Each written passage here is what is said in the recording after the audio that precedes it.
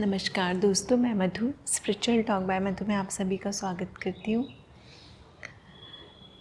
सबसे पहले तो थैंक यू सो मच, आप सभी लोग मेरे वीडियोस को लाइक कर रहे हैं, सब्सक्राइब कर रहे हैं मेरे चैनल को और मुझे बहुत हौसला दे रहे हैं मेरी स्पिरिचुअल जर्नी को आप सबके साथ शेयर करने के लिए। I am so thankful to all of you. अभी तक मैंने ट्विन फ्लेम जर्नी के ऊपर पार्ट 1 पार्ट 2 आपसे शेयर किया है और नेक्स्ट मैं पार्ट 3 शेयर कर रही हूँ। इसमें पहले मैंने आपको बताया कि ट्विन फ्लेम्स बनते कैसे हैं, ये मैंने अपने डाउनलोड्स के थ्रू और अपने विजन्स के थ्रू ये जाना है।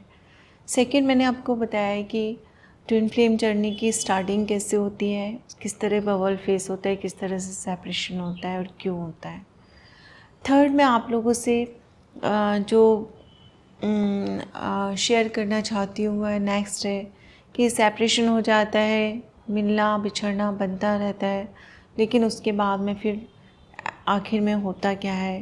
क्या इस जर्नी में दो लोग अगर वो किसी और रिलेशनशिप में हैं, जैसे कि हो सकता है कि वे दो सिस्टर्स हों, दो ब्रदर्स हों, माँ और बेटे के रिश्ते में हो या पिता पुत्र के रिश्ते में हो, या फिर दोनों ही डिवाइन पार्टनर्स के रिश्ते में हो, प्रेमी प्रेमिका भी हो सकते हैं, पति पत्नी भी हो सकते हैं।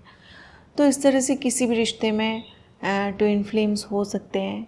तो यही है कि अगर वे रिलेशनशिप में है, प्रेमी प्रेमिका के रिश्ते में, तो क्या उनकी शादी होगी या नहीं होगी, ये किस चीज़ पर डिपेंड करेगा।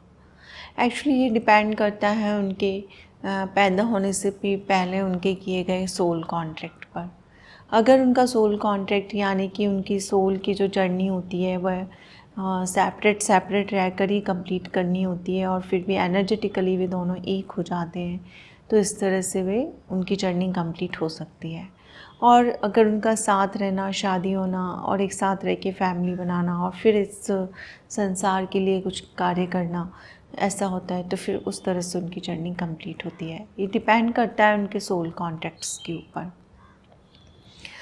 जिस तरह से हम दो तरह की जर्नी देखते हैं, राधा कृष्ण की जर्नी जिसमें दोनों अलग अलग ही रहे, लेकिन उनकी सोल मर्जिंग हुई और वे एक होकर मोक्ष उनको हुआ। वो तो ऑलरेडी गॉड थे और वो आकर हमारे सामने एक एग्ज़ाम्पल दे के गए कि इस तरह से प्रेम का ये रंग भी हो सकता है।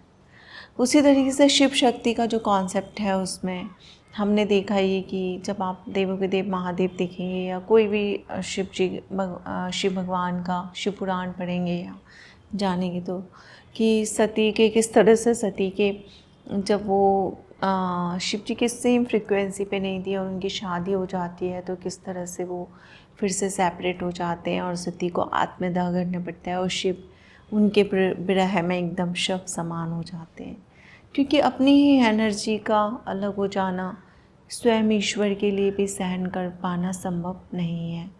तो फिर हम तो सोल हैं, उनके बाद बने हैं और उतने इवॉल्व भी नहीं हैं, तो हमारे लिए तो उसको सहन करना और भी ज़्यादा मुश्किल होता है।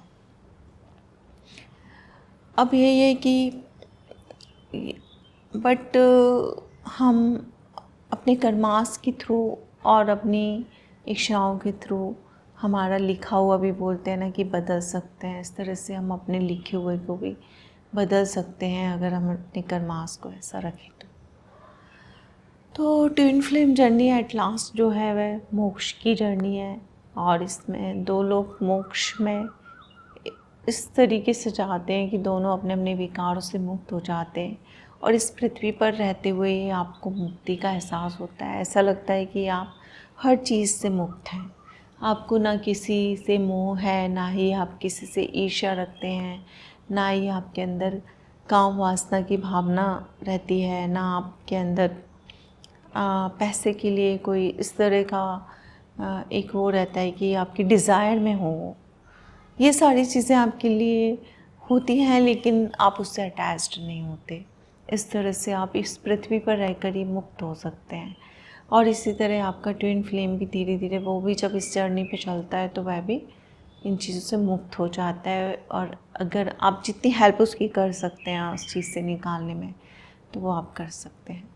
बाकी अगर जब तक वह इवॉल्व नहीं है तब तक आप उसे बताते भी हैं कि वह आपकी ट्विन फ्लेम है या आपका पार्ट है, तो वह उस चीज़ को इजीली मानेगा नहीं और उसे लगेगा कि पता नहीं आप किस कॉन्सेप्ट में बिलीव करते हैं, और आपको बेवकूफ़ भी समझ सकता है।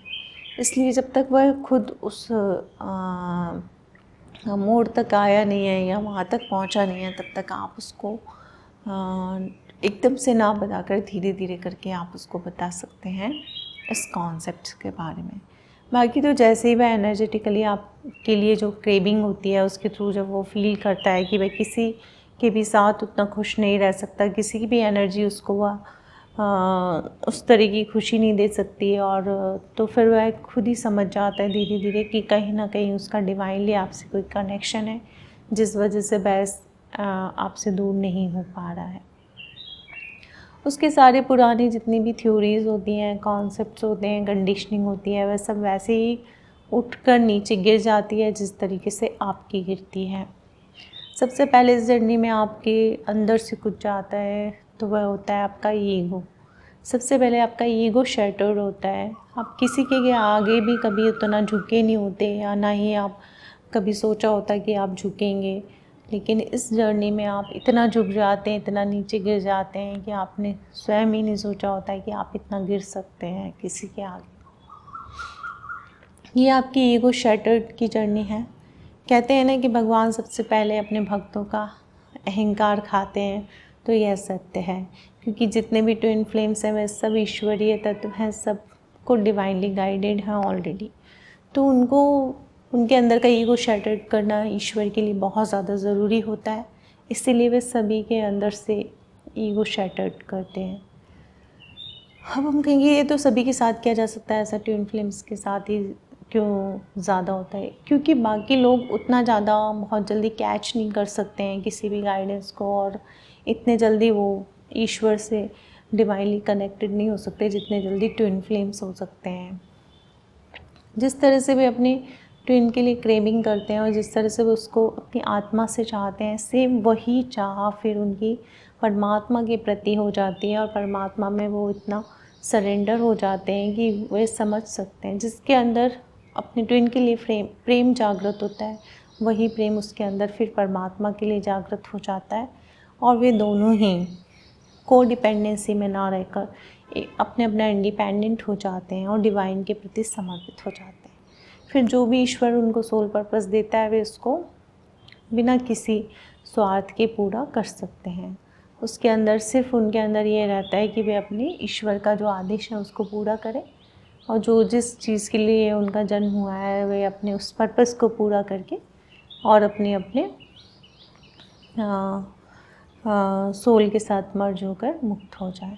एक्चुअली इस पृथ्वी पर रहते ही दोनों 5D डायमेंशन में मर्ज हो जाते हैं। उसके बाद में जो मुझे लगता है कि 14 डायमेंशंस होते हैं। आई डोंट नो कि ना किसी ग्रंथ में कुछ लिखा हुआ है, और साइंस ने भी शायद 11 डायमेंशंस बताया हुआ है, लेकिन मुझे जो फील हुआ है वो 14 डायमेंशंस हैं। और 14 डायमेंशन लास्ट डायमेंशन होता है। उस डायमेंशन में पहुंचने के बाद में आपकी जो सोल है टोटली ऊपर जाकर मर्ज हो जाती है उस ब्रह्मांड में, उसके परमात्मा के जो अंतिम जो कुछ भी है, उसको क्या नाम दूँ मुझे भी नहीं पता, उसमें जाके मर्ज हो जाती है। और फिर आपका जो है आप फील करते हो कि आपका कोई एग्जिस्टेंस है ही नहीं है, आप कुछ है ही नहीं, और सिर्फ आप यहाँ पर एक प्ले दिया हुआ है, इसमें आप अपना पार्ट निभाने के लिए आए हैं और चले जाएंगे। ये जो नाम है हमारे साथ जुड़ा हुआ है, ये इस पृथ्वी पर यहीं पर ही इस लाइफ में ही रह जाएगा, और नेक्स्ट फिर हम अगर जन्म लेते हैं तो फिर नया नाम और नई स्टोरी शुरू हो जाएगी। और यदि आप मोक्ष की प्राप्ति कर लेते हैं तो फिर आपको दोबारा जन्म नहीं लेना पड़ेगा, आप फिर पूरी तरह से निराकार ब्रह्म में विलीन हो जाएंगे, और वही आपका अंतिम जो आपकी सोल का अंतिम लक्ष्य होता है, हर किसी की सोल का अंतिम लक्ष्य होता है, वहाँ तक पहुँच जाएंगे, जिसको कि बुद्ध ने निर्माणा कहा है। और जिसको हम एनलाइटमेंट कहते हैं, और बहुत सारे जो भी हमारे ग्रंथ में अलग अलग शब्दों से उसे कहा गया है। एक्चुअली इसी जर्नी में रहते हुए मैंने फ़ील किया है कि जैसे जैसे आपकी सोल का इवॉल्व होती है, वैसे वैसे आप फील करते हो अलग अलग डायमेंशंस में अपने आप को और अपनी ट्विन को, और देखते हो कि अगले डायमेंशन में आप जाते जा रहे हो और उस डायमेंशन में आप मर्ज होते जा रहे हो। और कभी आप वहाँ पे एंजल्स को भी फील कर सकते हो, और किसी भी आप जो जिनकी फ्रीक्वेंसी में आप आ पाते हो उनकी बात को सुन सकते हो, जान सकते हो कि इस ब्रह्मांड की और भी इस पृथ्वी के अलावा जो चीज़ें हैं उसके बारे में आपको नॉलेज होने लगता है। तो ये इस तरह की जर्नी है, इसको कंप्लीट आप यहीं पर रहकर कर लेंगे तो बहुत अच्छा होगा। वरना ये है कि जीवात्मा जगत के नियम आप बुक ज़रूर पढ़िए, उसमें जुड़वा आत्मा के बारे में भी दिया हुआ है। तो उसमें है कि अगर एक आत्मा पृथ्वी पर रह जाती है और एक आत्मा इवॉल्व होकर अगले डायमेंशंस में पहुंच जाती है, तो भी उसको हज़ारों साल तक फिर अपनी उस आत्मा को वहाँ तक बुलाने के लिए लाने के लिए प्रयास करने पड़ते हैं, और उसको वेट करना पड़ता है मोक्ष की प्राप्ति के लिए। यदि हो सके तो आप अपने ट्विन को यहीं से ही अपने साथ मोक्ष तक ले जाइए। जब आप में स्वयं में दैवीय गुण होंगे तो आपकी ट्विन में भी ऑटोमेटिकली दैविक गुण बढ़ जाएंगे, और खुद ही जितना काम आप अपने ऊपर करेंगे उतना ही काम आपकी ट्विन के ऊपर अपने आप ही होगा। अगर आप उसके जिस भी चक्र को वीक फील करते हैं कि अगर उसका सैक्रल चक्र वीक है या उसका मूलाधार चक्र वीक है, तो आप उसी चक्र पे अपने ऊपर मेडिटेशन कीजिए, और आप देखेंगे कि धीरे धीरे आपकी ट्विन में भी ऑटोमेटिकली चेंजेस आ रहे हैं, और उसका भी वह चक्र जो ब्लॉकेज है वह खुल रहा है, और वह भी सारी चीज़ों को समझ पा रहा है। तो इस तरह से आप इस जर्नी को आपके ऊपर है आप कैसे कंप्लीट करें, और अगर आप इसके दर्द से डर कर या इसकी आने वाली परेशानियों से डर कर अधूरा छोड़ देंगे, तो यही है कि आपको अगले जन्मों के फेरों में भी पड़ना पड़ सकता है।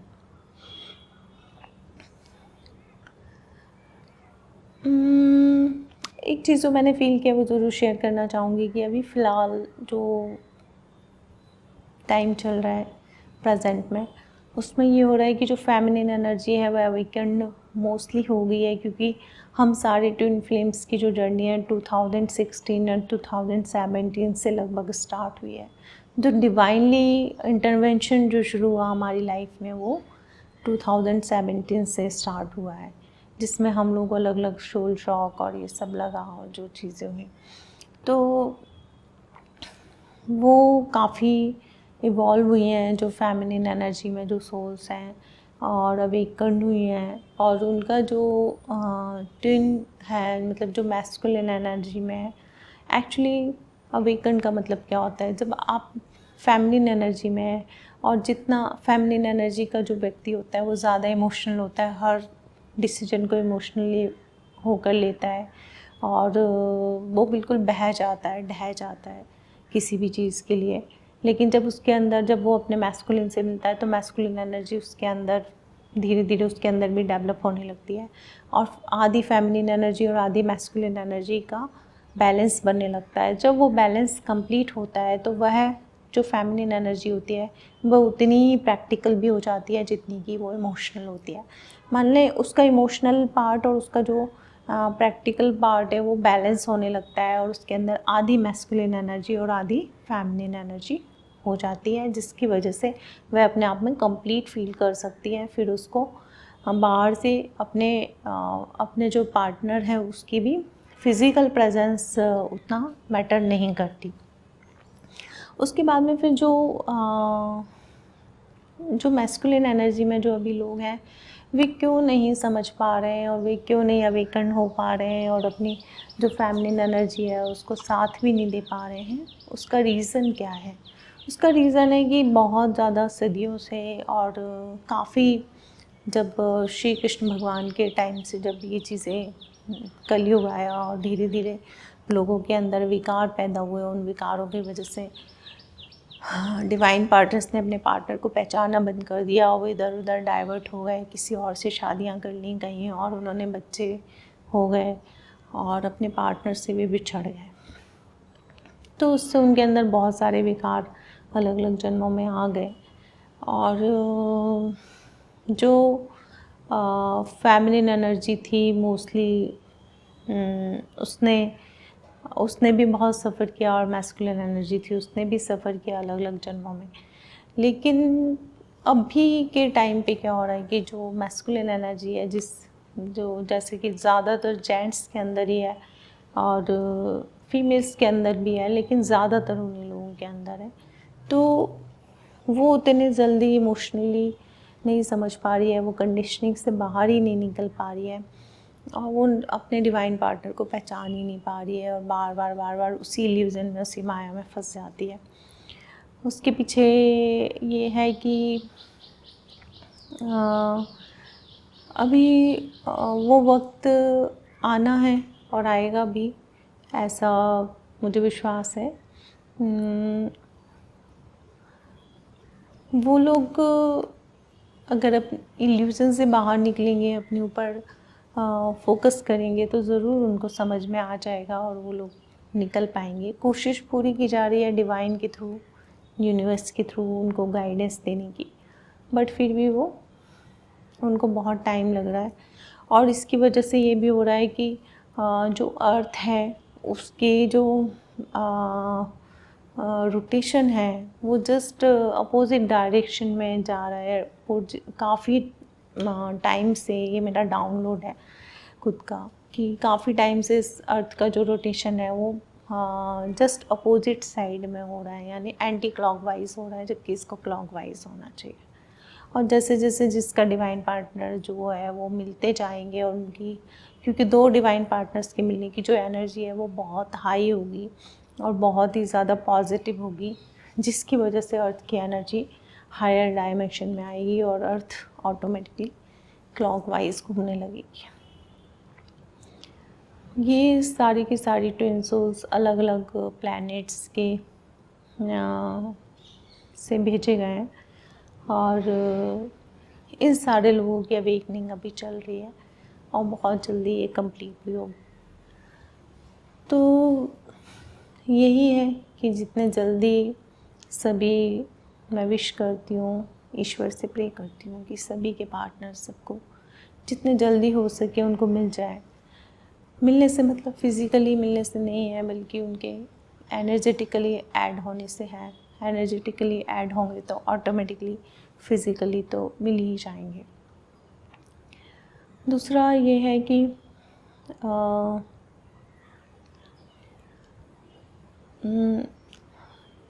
जब ऐसा होगा तो फिर सारी चीज़ें ऑटोमेटिकली सही होने लगेंगी।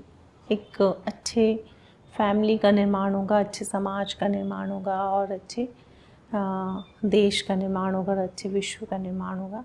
ये सभी चीज़ों में लागू हो जाएगा, क्योंकि प्रेम जो है, लव, इस दुनिया का सबसे हायर वाइब्रेशन है। और जब अनकंडीशनल लव पूरे ब्रह्मांड में फैल जाएगा तो फिर ऑटोमेटिकली आपके अंदर बहुत पूरा ब्रह्मांड ही प्रेम में हो जाएगा और ऑटोमेटिकली सब लोग एक दूसरे के साथ बहुत अच्छे से रहेंगे। यहाँ जिसको हम बोलते हैं कि सतयुग स्टार्ट हो जाएगा, तो उस सतयुग को हम वेलकम कर पाएंगे सब लोग मिलकर। Thank you so much.